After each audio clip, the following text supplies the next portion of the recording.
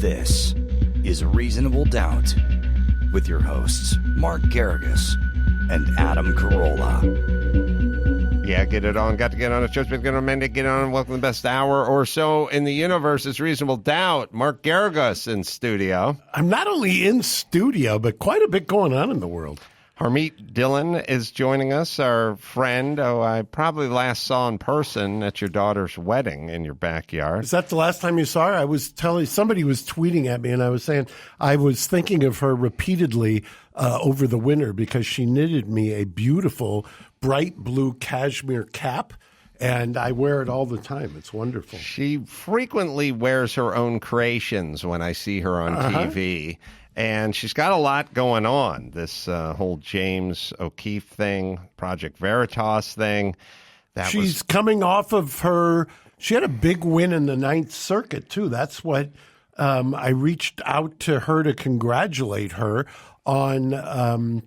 Gary, do you have that? Because I think she was representing Trump in the Ninth Circuit against Stormy Daniels on the appeal of the $300,000 that was awarded to Trump for his costs and attorney's fees. And the Ninth Circuit affirmed it, I believe. And then Trump issued a statement after that, which I thought was kind of funny because he took a couple of shots as he Well, there's this whole... The one thing that people say, yeah, you got to miss the entertainment value of the man. I mean, you know, I realize that on my side of the aisle, it's, you know, it was an existential threat to democracy as we know it and blah, blah, blah. But, you know, he was entertaining.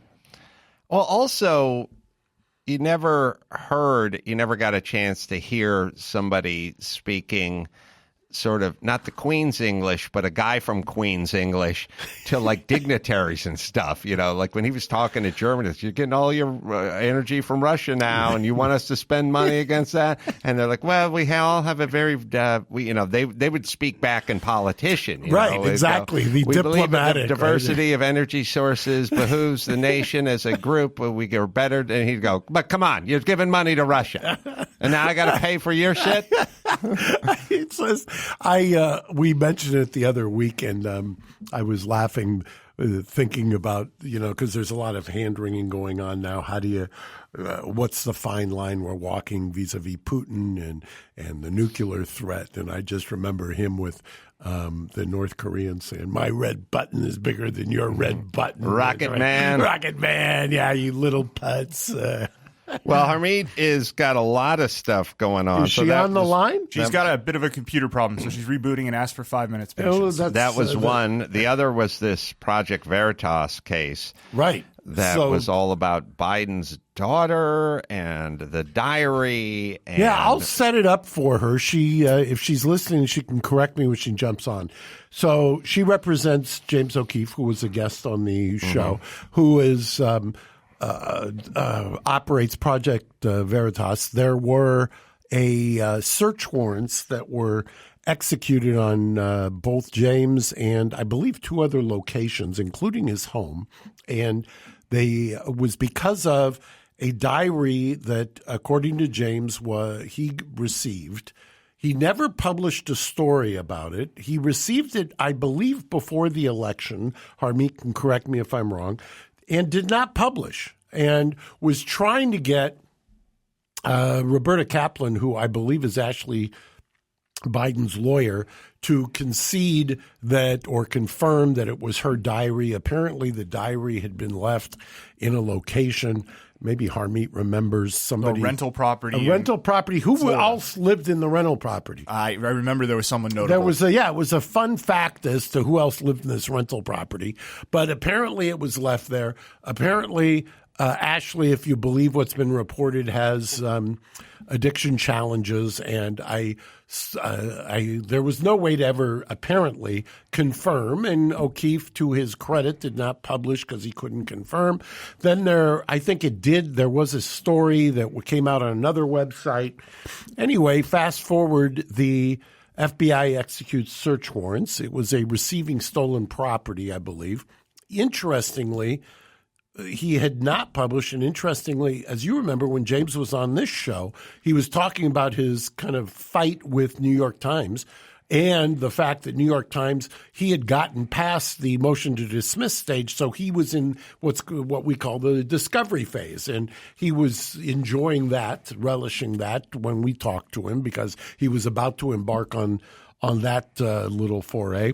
This happens, and to set it up, when they executed the search warrants, obviously the lawyers ran in, and Harmeet is one lawyer. Paul Cowley, who I know and I've used as local counsel out of Florida, is another lawyer. Paul went in there and requested of the Southern District Judge, hey, wait a second here. This is a journalist. You shouldn't be going in and executing search warrants on journalists. We want what's called a special master. And in addition to the fact that it's a journalist, we're in litigation with New York Times. It's a little bit much that you're going to start rummaging through our stuff and get at our attorney client. Obviously, we've got 4 law firms that are constantly fending off challenges. So a special master was appointed, and a special master is generally a former or retired judge who goes in and didn't the New York Times get some of the information that was on his phone as well? Exactly. And I was getting to that, and Harmeet will tell us once she reboots. But I believe that some of the information was gleaned by them or their lawyers, then published or at least referenced. That became a scandal as well. But Harmeet, I will tell you, and they filed something I saw on Pacer. Pacer is the electronic docket sheet that the federal courts use. A letter that was written or authored by Paul Cowley this morning that now says, hey, wait a second here. We've been arguing about a special master on the search warrant. We've been saying that this judge who was appointed should have been going through all this stuff. Well, as it turns out, I think it was Microsoft or one of the cloud services says, well, wait a second here. It's come to our attention that you guys are fighting about this. By the way, the U.S. government already executed search warrants on the cloud and has all this material already. And you didn't know about it because it was one of those sneak and peek type warrants. It seems... It all feels a little nefarious, a little ugly, a little bit of an abuse of power. The institutions, the FBIs and the CIAs and all that I used to just were beyond reproach for me. I was just like, that guy that runs the CIA, so I think he's a pretty level-headed dude or whatever. They've been pretty weaponized over the last few years. At least I've seen a lot of evidence of that. Yeah, and I wonder how much of it has always been this way and nobody ever questioned it, kind of reflexively just believe whatever you've been told because you believe that. One of the things that I find somewhat ironic about all of this is, I mentioned it before, all of the questioning of authority, challenging the government, that is the raison d'etre of being a criminal defense lawyer. I mean, part of what's always attracted me, that is always challenging the government and putting the government's feet to the fire and holding them accountable. And until the last 5 years or so, I've never really there's been a shift, a seismic shift in the people understanding that that's an issue, except when we get later today to talk about the Supreme Court confirmation hearings. Then you're going to see where it's used in the opposite direction. But well, Harmeet is, I don't know where, but the latest thing I heard, but this is because we're living in this alternate universe. I saw some stuff on the internet yesterday, AP and USA Today says that the diary was used at a Trump rally or some passed around at a Trump fundraiser, and that O'Keefe paid somebody $40,000 for it, and blah blah blah. But again, now we have to consider the source. Who is printing this story? This is not the Daily Wire and it's not the Wall Street Journal, but it may be the New York Times. And now I have to put my jeweler's loop on and try to find out what's really going on. It's so funny you say that, because now when you read something online, I mean, that's where most people digest their news or information. It's always, that's become kind of the default thing. You first got to see what the source is. Right. I mean, we've gotten to that point. That wasn't something you did. Did you do that 10 years ago? No, it was just the story was the story. It didn't matter whether the Los Angeles Times or the Wall Street Journal or Fox or CNN. You assume there were certain journalistic that standards. was the story. Hold on, while we tease and Harmeet boots back up, Geico. Would you love to save money on your insurance? Oh, who wouldn't? Of course. Who doesn't love a deal? When it comes to great rates on insurance for everything, Geico can help. Insurance for your car, truck, motorcycle, boat, RV, even homeowners, condo, or renter's coverage. Save even more with a special discount when you bundle. Always want to bundle. Plus, bundling is kind of like, the general contractor of insurance. You get all your little subs all together. Plus, add the easy-to-use Geico mobile app and 24-hour roadside assistance, and the switch to Geico becomes a no-brainer. Switch today. See how much you could save. Simply go to geico.com, that's GEICO.com, to get a rate quote or contact your local agent, right? I will tell you this, and you can, speaking of James O'Keefe and Project Veritas, there was Gary, you can look for it. There was a recent offering from Project Veritas, and he went and some honey-potted some writer for the New York Times, right? Right. And I think I saw this. He's always got it going up the nostril. And the video, you know what I mean? And he went out to dinner, and the guy who was basically talking about January 6th and violent insurrection, and everyone was scared, and blah, blah, blah, blah, blah, blah, blah. He and anyone who disagreed with that as a Putin apologist and something, he just went out to dinner and went like, yeah, none of us were scared, and it was kind of bullshit, and we just kind of cooked that shit up. And he said it. Now, the problem, and I told James when he was here, because I've done this. I've done this with crank yankers before. It's like, look, there's so much ambient noise in the restaurant. The people are like talking over one another. They'll do the subcaption thing on there, but it's just not that effective. We can't really. I said, just have a couple actors portray. I mean, you can have the same visual, but just put words in their mouth. Just make sure you're verbatim and do it dead nuts on. But have a couple of voice actors do the voice so we can hear what the person's saying. Because Gary will find it at some point, although he's trying to find Harmeet. You don't walk away with that much, even though it was pretty damning shit. It's like you just can't really digest it.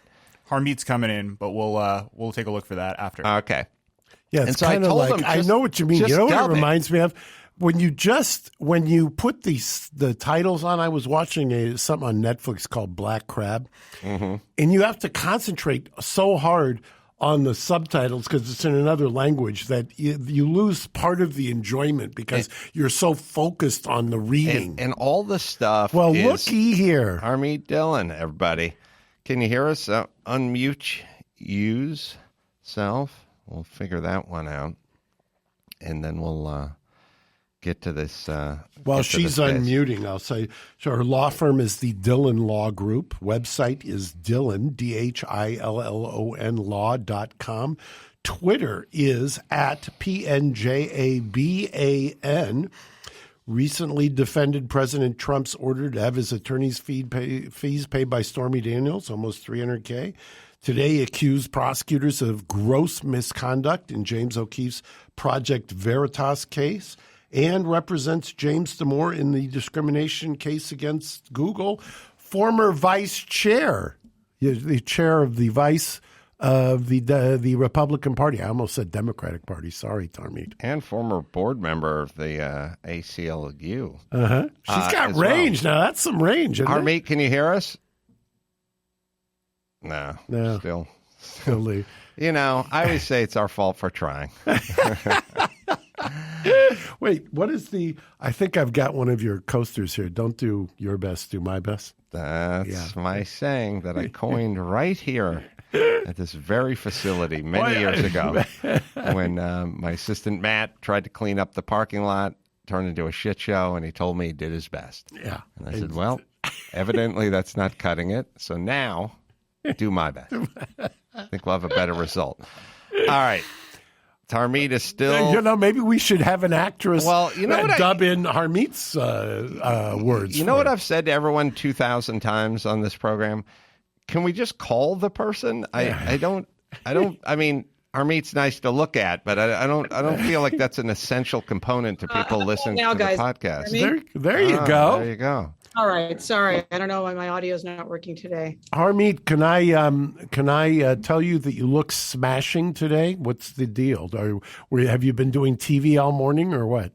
Well, yes, I've been doing some TV today. Okay. Well, not that you don't always look smashing, but you look incredibly smashing or ravishing today. So with that, I've already given you the plugs, but why don't you give us the latest? Well, yes, we were very happy this last couple of days to land the Stormy Daniels case. It's winding down to its conclusion. We won in the Ninth Circuit, and we're having an offset from what small amount President Trump supposedly owes her in an older case against the 300,000 plus she owes. So that was good news this week. But I think what is really important on my mind today is this Project Veritas situation. So bringing your listeners up to speed here, Project Veritas is a journalism organization that does kind of gonzo guerrilla journalism and embarrasses mainly characters on the left, but not exclusively. And around the time of the election, 2020, they got an opportunity to publish what was purported to be Ashley Biden's diary. And so they took the opportunity to look at this information, test it, and decide whether they were going to publish it. And in the course of that, they eventually reached out to the Biden campaign and eventually got in contact with somebody who said she was Ashley Biden.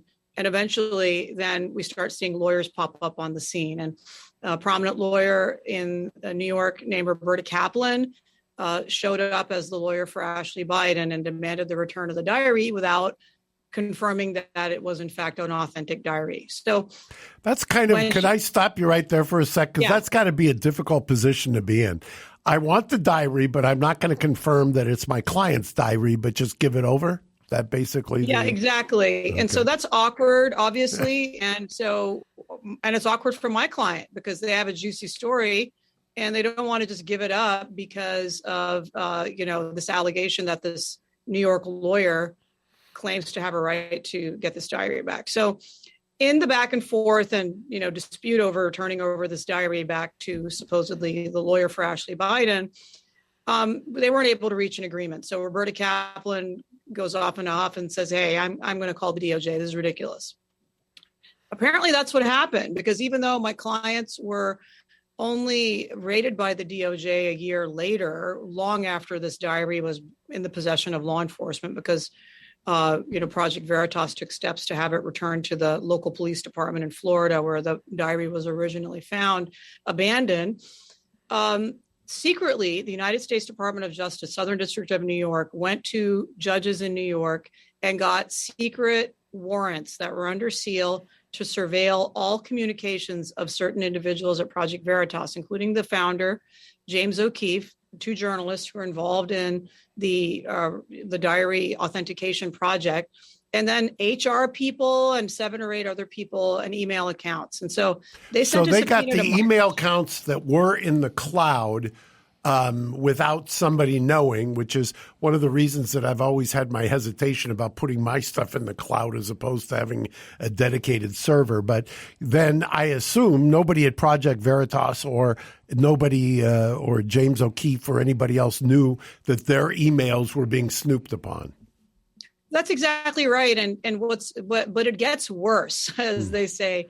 It gets much worse because eventually a year after this started, so back in November 2020, is when they began, right after the election is when they began getting these search warrants, but not just search warrants accompanied by a gag order, an order, I think it's 2507, 2705. That you couldn't reveal anything that was, even the existence of the warrant, right? Even the existence of the warrant. And, when you sign up with these companies, you have agreements with them where, generally speaking, if somebody subpoenas your information in a civil case or whatever, they have to inform you. And then you have an opportunity to go into court and fight that. What's particularly galling here is not just that these people are journalists, but that they have frequent lawyer communications, including with respect to this case. Well, I was also saying, if I remember correctly, I was telling Adam while we were trying to get you, they're also in active litigation. O'Keefe is, because when he came on the show, he was talking about it with the New York Times. So, well, that's right. I mean, so yeah. Again, it gets worse and worse and worse. Right. So what we knew before this past couple of weeks is that a year later, after the diary was turned over, they raided the homes of these three journalists, including James. I mean, like absolute thuggish tactics and violence, really, over a diary that they already had. So political enemy gets targeted, a journalism outfit gets targeted. And so then we negotiated with the DOJ over the appointment of a special master. And Mark, as you know, the general default rule in federal court is that the DOJ gets to decide what's privileged and what isn't. Then they tell you. It isn't very protective of privilege. And for those who are listening, what they do in the Southern District generally, or they traditionally done, they have what's called a taint team, and the taint team is supposed to be separate from the investigative team, and they're the ones who do this. Ironically, the Michael Cohen was, I believe, the first time that a judge had kind of overruled the DOJ and said, no, I'm going to appoint a special master. And now they more regularly do that, which they did in your case, correct? That's right. And they did it for Rudy Giuliani as well when he made a claim. And now they've done it in our case. We had to make a strong showing to the court. And how we made that showing was we could show from the fact that there were New York Times reporters making phone calls to us 5 minutes after each of these three raids. It was obvious that the New York Times had been tipped off by the United States Department of Justice in advance of these three raids, which is, outrageous. And because they're not only a journalist at that point, they're also a litigant directly adverse to the person whose stuff has been, and nobody knew this at the time. So they're hostile. They're not objective. They're in litigation with us. They've lost their motion to dismiss. They're appealing all of that. And so, these are adversaries who've been tipped off about the embarrassment of their litigation opponent. Okay. So the judge bought it and said, well, this raises troubling questions about the whole process. So without the judge knowing about, the judge at that point, what we're talking about today, did not know what we're talking about today. Yeah, and we didn't know about it. So after all that back and forth, tens of thousands, hundreds of thousands of dollars of lawyering to get to the point where the judge orders a special master, the special master then goes through all of the, I think, 47 devices that were seized from our clients, the vast majority of which have nothing relevant and responsive to this case. And at no time did the DOJ tell any of the judges involved in this particular encounter that they had been spying on us, our client, for a year. For a year, they had been getting the privileged communications of James O'Keefe and numerous other Project Veritas employees from Microsoft. They not only didn't tell the judge who's presiding over this, there were 6 magistrates in the mix at some point, each time issuing a renewal of one of the orders. And you've also got a retired judge that was the special master, right? Yeah, that's right. And renewal of the gag order. So all of the time, butter wouldn't melt in their mouth as they're dutifully going through this process, which they lost over the special master. They are freely trolling through our clients' emails, privileged communications, which may include mine, because I'm a lawyer for them, and about 30 other lawyers who are listed on the filter list for the magistrate judge. This is why, by the way, that I don't email you anymore. I just text with you now that I found this out. Can I just say this? Yeah, well, I'm sure. As a lay person who's more interested in maybe psychology than the law, I've been thinking about this. Endorsements of a candidate, the LA Times, the New York Times, we endorse Joe Biden. Well, okay, you've picked a side. Now we have to decide whether Hunter Biden's laptop is real or relevant or not. Well, guess what? The people who endorsed the guy, who have a guy, they picked a team, went, oh, this is Russian propaganda. Well, what a shocker. You came out on the side of the guy you endorsed, but why do you endorse? That's the whole thing. I'm not listening anymore because you endorsed. It's 2022. Do we need to endorse? And then aren't you telling us when then information comes out subsequent to this, or James O'Keefe or Project Veritas or Hunter Biden or Ashley's? Well, what a shocker that the New York Times has a very consistent direction on all this stuff. It reminds me that helps the person they endorse. Why would they do that? Harmeet will know this. It's like slate mailers, right? You know, where they you get it, you're from the Republican Party or the Democratic Party, and it shows you how you're supposed to vote. I don't think we should. I don't think big, balanced news organizations should announce we're for this person, because I'm suspicious of all the stuff you either report or don't report on that person. Well, the thing that bugs me about what Harmeet's talking about here is you've got not one, not two, not the judge who's presiding, not the special master. You've got basically the entire magistrate bench there in the Southern District.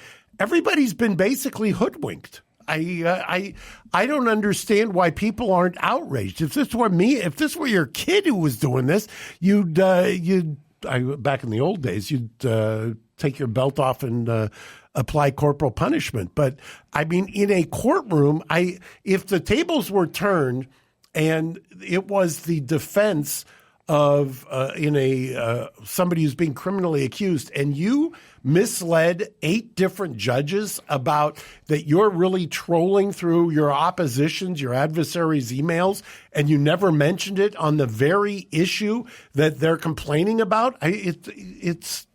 Well, there's a couple more problems here. One is obviously the First Amendment, and the United States Department of Justice unilaterally made the determination that Project Veritas are not journalists, or the protections for journalists don't apply. It isn't just the First Amendment. There's a federal statute called the Privacy Protection Act, which bars exactly this kind of conduct.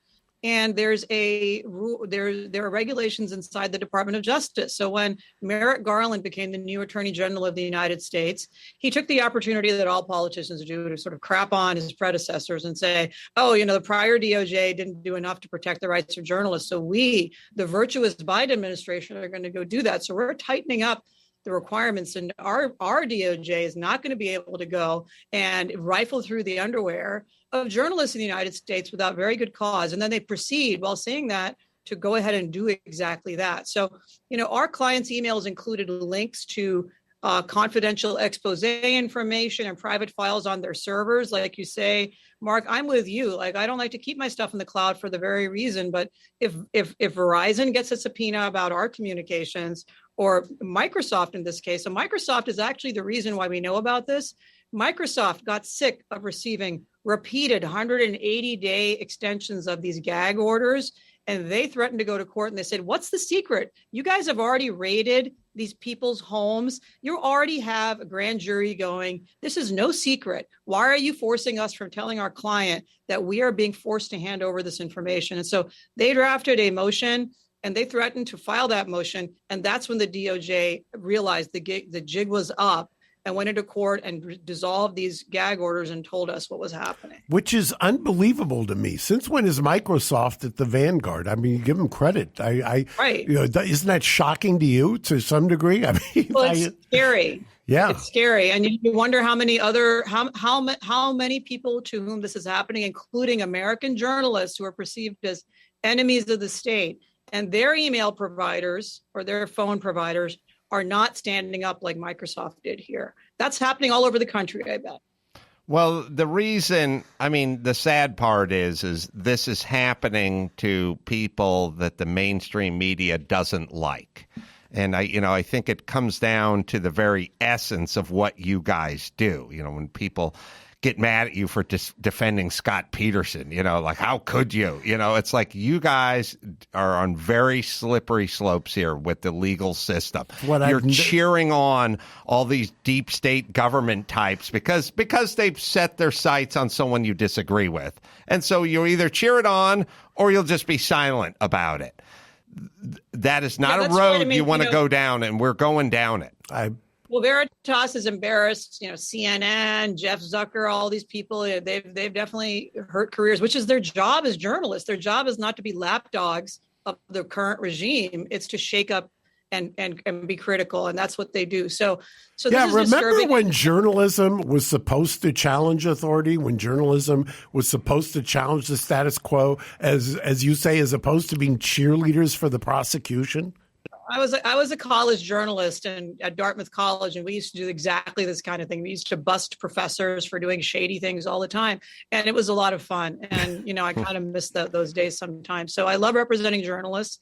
What we have here is it's so bad that even the ACLU today, after our story broke, came out and said, first of all, they hate Project Veritas because they have to say that as a liberal organization. However, you know, they just can't have a straight position of principle. They have to say Project Veritas sucks. However, what happened here is deeply disturbing, and the DOJ must be held accountable for doing this. But you hang around for a minute while I do pay some bills here for a sec? Yeah, and I do want to say James O'Keefe is a very sincere guy. I don't know.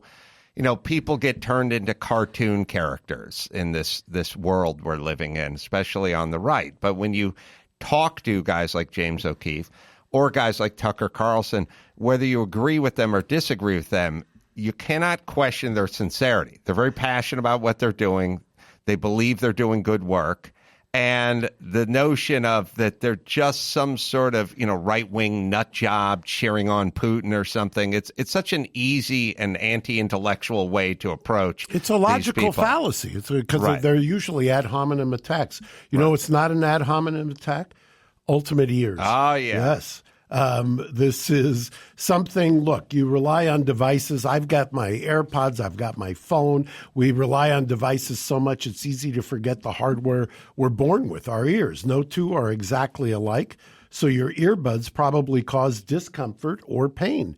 UE fits. That's ultimate ears. Get it? UE, got it? These are amazing, by the way. I got them as well. Have you played with yours yet? Okay. When you I first didn't have them for 30 minutes, and my son Jake stole them from me. They're true wireless. They're custom fit. They're unbelievable. With ultimate ears, premium sound, all-day comfort. They also have, Gary, this molding quality. It's a really cool technology where the first time you get them, you take them out of the box and you open up this app and it guides you through and you put them in your ears, and they've got a technology where it heats the tip in such a way that it'll mold to the specific inside of your ear, and then they stay in there, man. You can go work out and do whatever you want, and they're not going anywhere. It's great. Yeah, unfortunately, they did go somewhere. Jake's got them. 8 hours continuous playback on a single charge, up to 20 hours with the charging case. If you try them and don't love them as much as I do, they offer a 30-day money-back guarantee, plus free shipping, free returns, and a 1-year warranty. Isn't that right, Gary? That is absolutely right. Use the promo code DOUBT at ue.com/fits to get your pair of UE fits. That's ue.com/FITS, promo code DOUBT. Harmeet and Mark, before we get, or not that we're not far enough down the road on the Veritas thing, but what are the legal ramifications of printing someone's diary or publishing someone's laptop computer? Now, if you break into their house and steal it, I imagine there's some laws against that. Well, you know, I mean, Harmeet is in the midst of this, so I'll let her respond. I will tell you, being a journalist does not give you the right. You don't get immunity to break and enter. You don't get immunity to go commit a crime. However, if you receive things from a source, that is generally protected, right, Harmeet? Yeah, that's right. So Mark puts his finger on the issue. You're not protected from criminal prosecution for breaking the law yourself, with a couple of exceptions there, because a journalist who's in possession of newsworthy property like a diary or like the Pentagon Papers, you may recall the famous case of the Pentagon Papers, national security information throughout the Trump administration. People were leaking and people were publishing. The New York, Maggie Haberman would be in jail right now at the New York Times if it were a crime to receive stolen property and government property that was illegally smuggled out of the White House and published. But that's what journalists do all the time. And so in this case, The key question is, was this material abandoned? And that was what our clients were probing and trying to ascertain by calling the Biden campaign and talking to Ashley Biden's lawyer about it. Ditto with the Hunter Biden laptop. The theory there is that it was abandoned property and abandoned, and the person who supposedly owned it at some point in time evinced a clear or at least arguable decision to not return to and claim that property. And so that's really where you are. But again, this type of thing happens all the time. And by the way, the New York Times itself, in this whole debacle itself, published for a few minutes stolen legal memos of Project Veritas in the middle of all of this. Right, I forgot about that. You're absolutely you were in the middle of that. And I remember that. I think that's what that was what kind of ticked off the judge as well, as I remember. Well, it's one of the things, and a different judge, and not the federal judge who's overseeing the grand jury, but the state court judge who's hearing the civil case where Project Veritas has been winning against the New York Times. That state court judge said, after due consideration, hey, New York Times, this is not just New York Times finding it on the street, which would be one thing. This is New York Times litigant, New York Times, which is under discovery orders in this case. And in a New York law, which, I'm a member of the New York Bar, other New York lawyers will know this, every state law differs, but in New York, the definition of discovery is very broad. It isn't just the discovery requests you serve and you get. It's other forms of ad hoc discovery like this. So he issued an injunction from the New York Times doing that. Now, the Court of Appeals disagreed. Journalists are on both sides. You see some famous lawyers like Ted Brutos yesterday running his mouth about how Project Veritas isn't a journalist because Project Veritas engaged in prior restraint. Well, guess what? Everybody in a lawsuit has some prior restraint. Even I have to prior restrain my mouth when I'm in front of a judge representing a journalist because you're playing by different rules inside the four walls of the courtroom. Am I right, Mark? Absolutely. But we could do a whole show on Boutros and where he pops up on which cases. There's a certain amount of irony that I'll delve into on another show. It's an interesting. I have more in the psychology department than the law department, but when they were talking about the Hunter Biden laptop and they couldn't authenticate, and it was some of those emails could have been Russians cooking that stuff up, I said that wasn't the Russians cooking up those emails because the email, many of the emails said, we're going to, get our money. Hunter Biden was saying, we're getting our money and we're going to give 10% to the big guy. That's ambiguous, although we know who the big guy is. But in a court of law, you guys would probably agree that the big guy, you couldn't go, that's definitively this human being, Joe Biden. It's the big guy, But I said, if these things were cooked up by the Kremlin, it would have said 10% for Daddy, 10% for Joey, 10% for Joe Biden. If you're going to cook up an email that's damning, don't be ambiguous. If you're going to plant that, use his full name. One of the ways you can tell when and make it 25%. One of the ways you can tell when it's something coming out of one of these troll or bot factories, you can always tell they just miss it. Yes. The idiom is just wrong. It's not quite there. There's a video game. Jimmy Kimmel and I went to a batting cage and we hung out in the arcade in 1994, and there was a video game called Violence Fight. And I said, oh, that comes out of Korea. That's some sort of bad trend. They didn't quite capture the Americana flavor with Violence there's Fight. a place in La Cañada that you probably walk by with great frequency, Golden Donut. Oh, yeah. Yeah, and it's the same thing. It's Yum, best donut ever. So, Harmeet, I'm curious, big picture for me, this feels a little scary, the government and the kind of overreach and what they're doing to people that are trying to scratch their lottery ticket a little and get at the truth. And it also, I'm not a conspiracy theorist. It feels bold. It feels like, weaponizing DOJs and all the guys from the CIA and the FBI who signed the letter saying the laptop had all the components of Russian disinformation. It's like, it feels pretty big and broad and weaponized now, and they seem to be acting with impunity because. Let me tell you. So Mark mentioned earlier before I jumped on that I was on the board of the American Civil Liberties Union back in 2001, a couple of years after 9/11. And, by the way, that's done nothing for my career in the conservative side of the world, I'll tell you. You should tell people why that was at the time. Well, I will. So why I was on it was and there are a number of things, but I've always been a civil libertarian. And, it was this whole weapons of mass destruction lie that got us into the situation where right now it's what you're talking about. And so back at that time, you had our United States government in the name of national security asking Muslims and South Asians to report themselves to the FBI headquarters in Los Angeles for questioning, which was deeply offensive to me because every person who happens to come from a country where 19 terrorists came from is not automatically a terrorist, or just brown people wearing turbans like members of my family who are Sikhs and not from the Middle East. We were getting attacked. We were getting murdered. So I stepped up and I said, this is a violation. And secondly, the Patriot Act, which has enabled exactly what we're talking about today. But the Patriot Act has enabled the United States government to go in and surveil American citizens under the name of national security and do this exact kind of thing to the point where judges are numb to it. I don't really blame the judges. They're presented with these subpoenas every day and they rubber stamp them.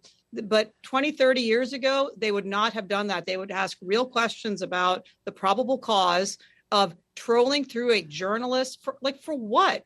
By the way, the dragnet in these subpoenas goes back to a year, to the beginning of 2020, 9 months before they ever heard of this diary. For what purpose? What's the probable cause to go through somebody's emails where they're a journalism outfit, where they have donor information, where they have source information? There is no basis. So right now, the judges who are supposed to be the guardians of our privacy and the constitutional norms, they're not doing it anymore. The DOJ openly thumbs its nose at these restrictions and these laws, and you should be scared. Every American citizen who says anything of consequence should be scared because it is not partisan. You should be equally scared if Republicans are in charge and they're doing this.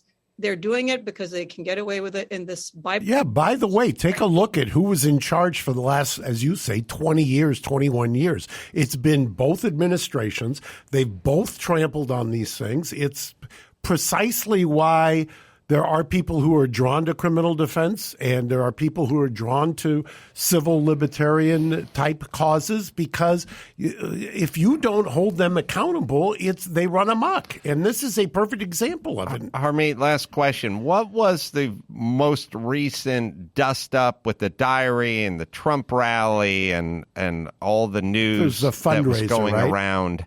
I guess it was yesterday.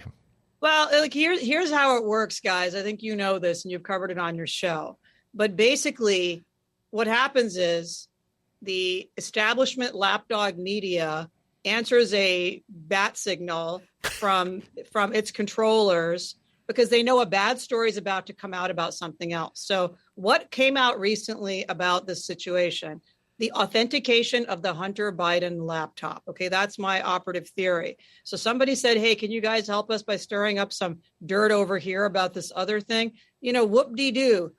Conservatives were happy about finding out that Joe Biden is a scumbag or his kids think he is. Yeah, of course they are. That's politics. That's beanbag. That's every day in politics. Them's the rules. And Joe Biden has been in that game his entire life. And he's played hardball with it, and his kids have benefited from what I can tell. I don't think that's even disputed. And so that's what it is. The New York Times has been punked again and again by Project Veritas, by the way, and they just have an axe to grind. And so they're trying to stir up. I think it's noise. I didn't lose 5 minutes of sleep over that story.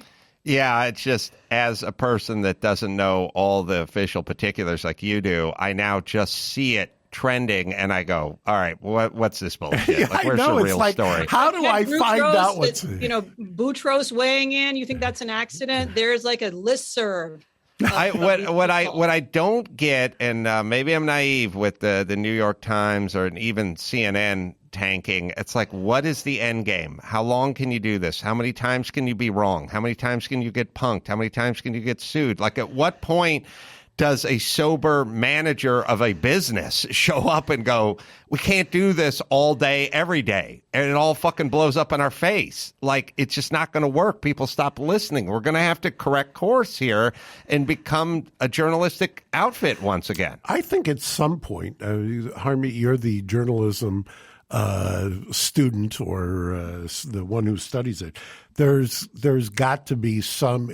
We're going to evolve into some different kind of form of journalism, so to speak. It just can't. We already exist. have, in a sense. I mean, look, the mainstream media outlets are really dying. Nobody watches TV anymore.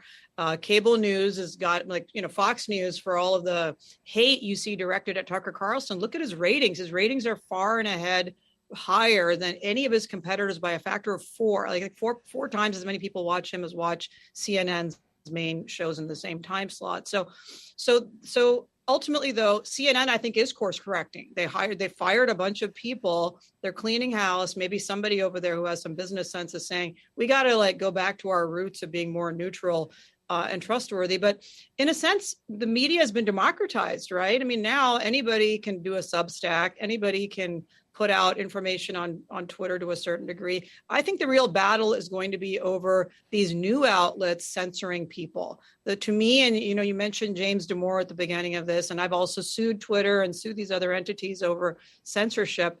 Right now, under Communications Decency Act Section 230, they don't have to adhere to their own contracts. They don't have to adhere to normal tort law. They get a get out of jail free pass to censor anything they don't like. That's where, if Republicans ever get control of the government again, and I have anything to say about it, I think making sure there's a level playing field for information transfer in this country is really critical to the future of our republic. Well, what I was saying to somebody yesterday, which was, as far as Twitter and a lot of these entities, but let's say Twitter specifically, people would say to me, it's their business. They can have you on or not have you on.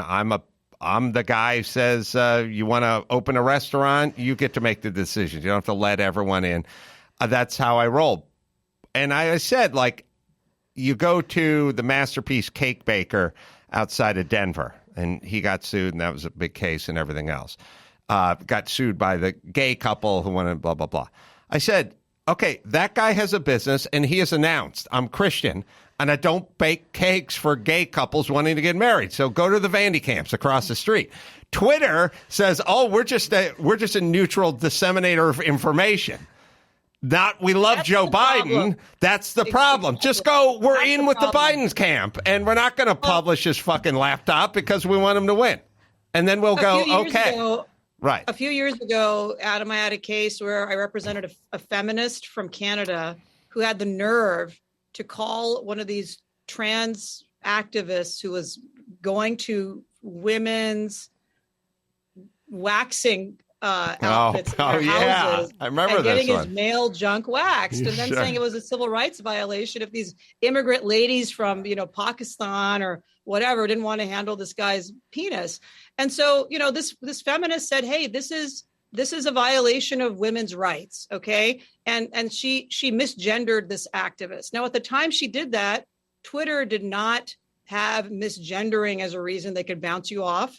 They also had a 30-day requirement that if they changed their terms of service, they would give you 30 days notice. They didn't give 30 days notice. They simply retroactively made up this rule, applied it, bounced her off permanently. So I didn't sue under some abstract First Amendment theory. I sued under breach of contract. I said, you have a contract. Your contract is your terms of service. You violated it. You did not say that I could get kicked off for this. You just made that up. And I lost. I lost under Communications Decency Act 230, where the court said they can do whatever they want. They get the special protection from liability, whereas where Mark or I or you, Adam, you get on the street, you say something false about somebody, like call them misinformation or this is a lie, this is unverified, you or I can get sued. It is only these social media companies that get to do that and get away with it. That is problematic. Well, Harmeet, we always enjoy speaking to you. I was hoping you're going to be wearing one of your hand-crocheted I was sweaters. bragging about the cashmere bright blue cap I've got, which I wear all the time. I heard that on your last show, and I guess, it's Adam, if you want one too, so that you guys are even, I'm sure I can arrange that. Please. I love do. He does want one. I think you should. I don't know what color though for you. What color? Yeah, you need do to tell me your color. Think about it. I will make one for you. I'm an aquamarine man. Law firm Dhillon Law Group Incorporated, and it's DHILLON. Out there doing the Lord's work. I love hearing Thanks, about Harmeet. the progress. I love you. Harmeet. Bye. Thank you, guys. It was a lot of fun. Thanks. All right, let me tell you about the Cerebral. Psychiatrist visits can cost up to $500 a session, and traditional therapy can be over $100. That adds up to thousands a year. Cerebral, online mental health service that offers prescription medication, counseling, and therapy for anxiety, depression, ADHD, insomnia, and more. One of the few services that provides prescription medication online through a licensed provider and ships meds straight to your door. Unlimited messaging with your care team.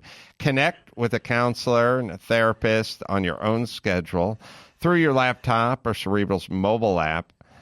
Simone Biles is one of their chief impact officers. So she had a little difficulty.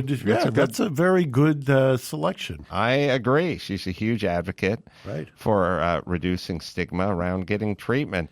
It's Cerebral, right, Gary? That's right. Listeners of this program can receive 65% off your first month of medication management and care counseling at getcerebral.com/doubt. Go to getcerebral.com/doubt for 65% off your first month. That's just a total of $30 to get started. Join Cerebral today on their mission to make quality mental health care accessible and affordable for all. Well, Supreme Court.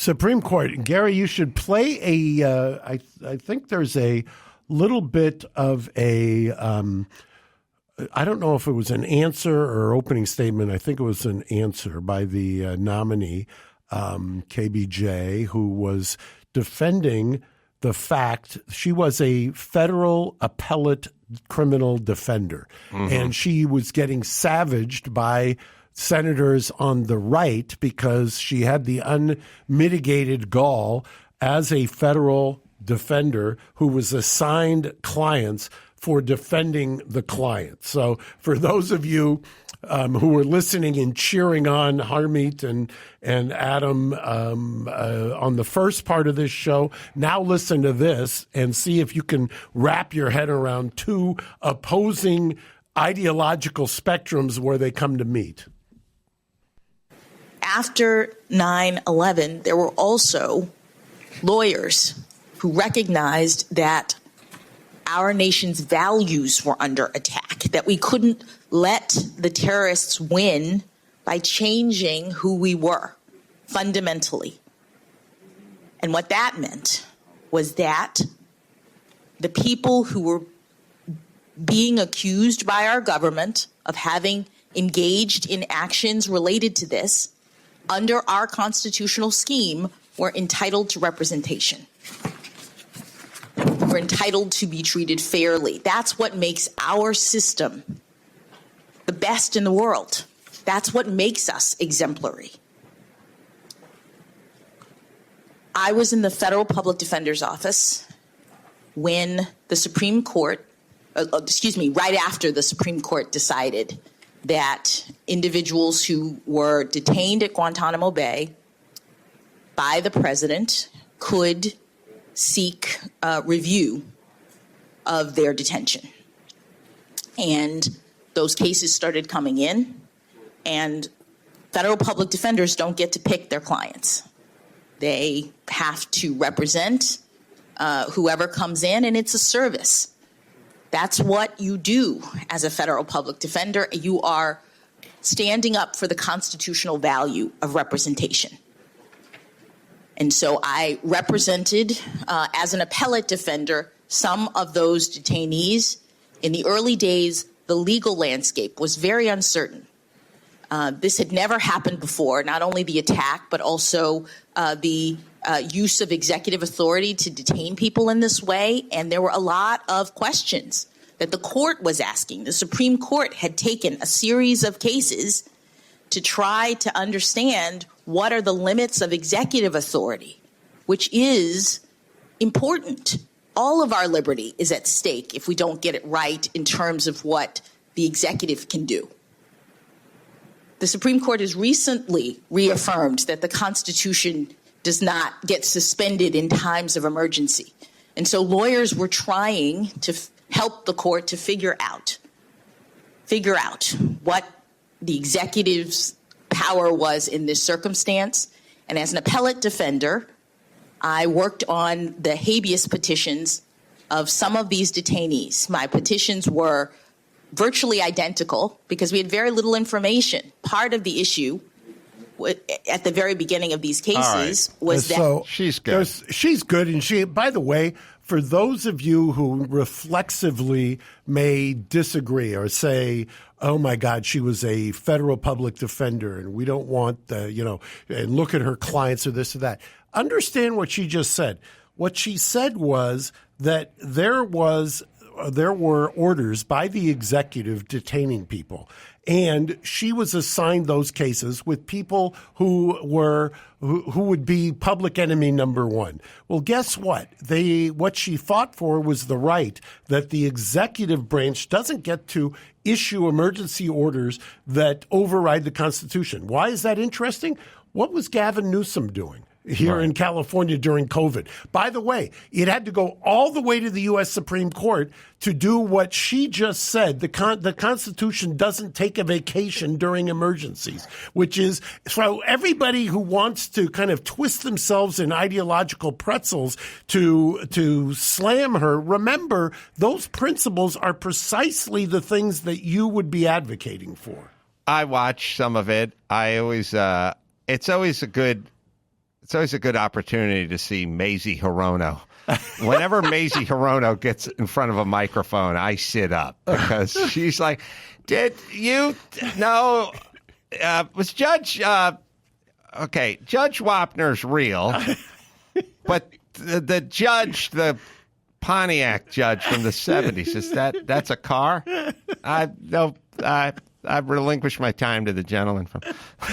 She can't string. Mazie Hirono can't get through a sentence without tripping over seven words. And what's amazing is you take a look at her, and you make me laugh when you do the characterization.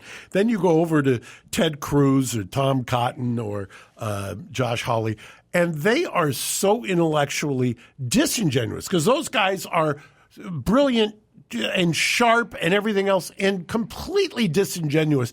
And it's hard to believe that is the kind of yin and yang or spectrum of what we are bequeathed here. Well, you have guys that are very verbally gifted. You know what I mean? I mean, right. when Ted Cruz winds it up, or he's a former Solicitor General of Texas, who's argued on his feet in front of the Texas Supreme Court, I think the U.S. Supreme Court.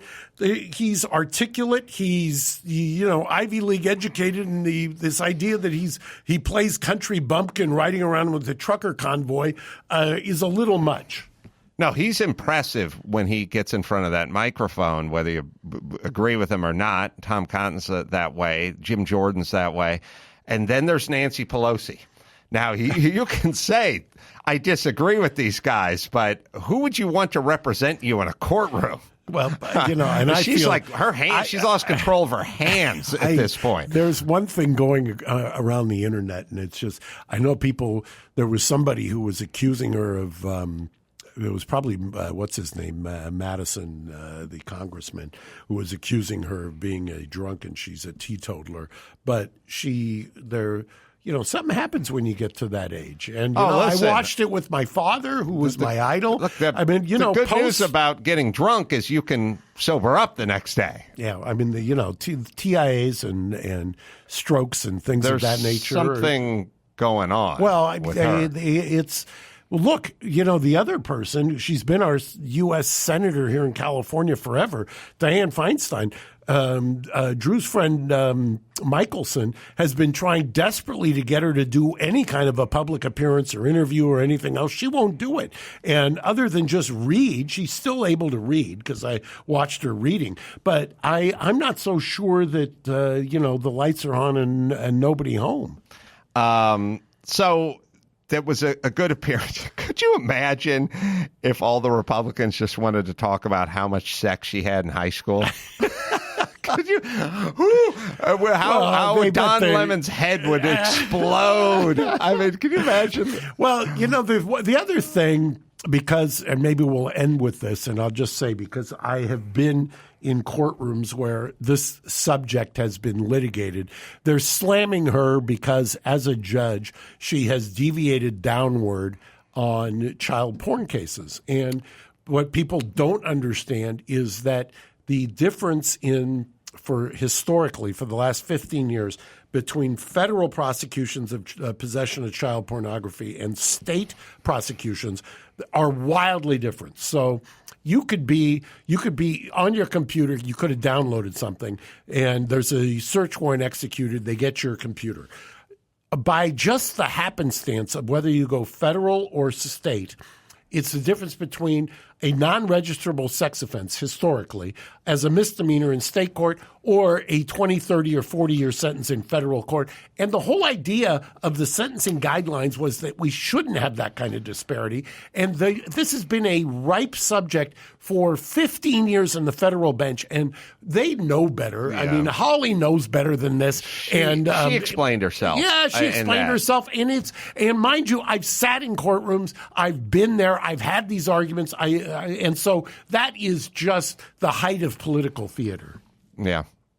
Did they have the leg irons on you when you were in the courtroom, or were you on the good side of the child pornography case? You have to define it. I had a client who came to the door, and he was older than I am today, and he was wearing a red dress and high heels. And I see. Here's the whole thing, people. Don't take the bait on either side. When everyone is got their panties in a bunch and they're whirling like dervishes because there's a bill that Ron DeSantis passed where you're not allowed to say the word gay, look into it. Yes, just be a critical thinker. Right, hold on. Right. But when Tom Cotton starts talking about she loves pedophiles, right, look into it. Yeah. That's all. I bet it's more nuanced than that. Life is rarely, I wish it was, but life is rarely that black and white. Agreed. All right, let me tell you about Cuts. Everyone's got a lot on their mind. Last thing we need to do is spend a bunch of energy on what to wear. Cuts Clothing has perfected the art and the science of men's shirts. So you can throw one on and look great without thinking twice. Cuts has all the essentials: tees, hoodies, polos, and more. They make it easy to mix and match styles and colors so you can find the perfect style for you. This stuff is great. They gave us some of it. Now I wear it. It looks Cuts good is every unbelievable. time. And by the way, do you wear the V-necks or do you have the crew neck? I'm a crew neck You're man. A crew. Well, I like the V-neck. They make a great V-neck. That's why we're a wonderful couple. We're like Jack Fratt and his wife. They patented, by the way, they've even patented their own insanely soft fabric that won't shrink and or fade or pill over also time. Makes you look thinner, by the way. I don't know if you know that. It's a slimming cut. It is Cuts. Gary? Join hundreds of thousands of guys who have made the simple decision to elevate their wardrobe with Cuts. Get 15% off your first order by going to cutsclothing.com/doubt. That's CUTS clothing.com/DOUBT for 15% off the only shirt worth wearing. Well, you got the extended dance version of the show today. We're so beaked up about talking to Harmeet. You can go to AdamCarolla.com for all the live shows. My Truth Yeller special's up now on the Daily Wire with Bill Shatner, so you can check that out. and a YouTube channel. You can subscribe at our YouTube channel, youtube.com/Reasonable Doubt Podcast. What do you got, Mark? Wait, I'm going to give you a plug today. I listened on my walk this morning to your show, your one-on-one with Bill Maher, and it was fascinating. Really? I mean, yeah, it was engaging. I'm telling you, it was one about I think it was it $1.32? Yeah, something about there. Yeah, it's well worth the investment of time. Thank you. I highly recommend it. I'll plug something else tomorrow. God bless you. So until next time, I'm Carolla for Harmeet Dhillon and Mark Garriga saying mahalo. Thanks for listening to Reasonable Doubt. Tune in next Saturday for an all-new episode.